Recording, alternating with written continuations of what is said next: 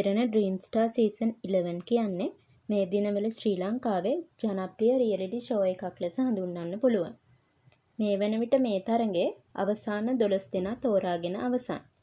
මෙම තරඟකරුවන් 12 දෙනා තරඟකාරියන් 7 දෙනෙකුගෙන් සහ තරඟකරුවන් 5 දෙනෙකුගෙන් සමන්විතයි. ඔවුන් පිළිවෙලින් දසිත් ලක්පුර, ශමිතා ලියනගේ, අනූපම ගුණතිලක, තනුරී මధుර්යා, වෙනුරී නිර්මානිකා, පහන්මී කන්දනාරච්චි, තෙනුක වරාගොඩ, අයේෂා ජයලත්, බ්‍රයන් හන්ස්, ජයනී ඉමත්මා, තුසිත සඳරුවන් සහ නිපුණී අනර්කලී යන තරඟකරුවන්ය.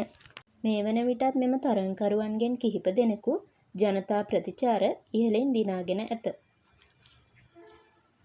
ඔයාගේ අදහස අනුව දෙරණ සිහින තරු කිරුළ දිනිය යුත්තේ කවුද යන්න වීඩියෝ එකට පහලින් කමෙන්ට් කරන්න. වීඩියෝ එක හොඳ නම් ලයික් කරන්න.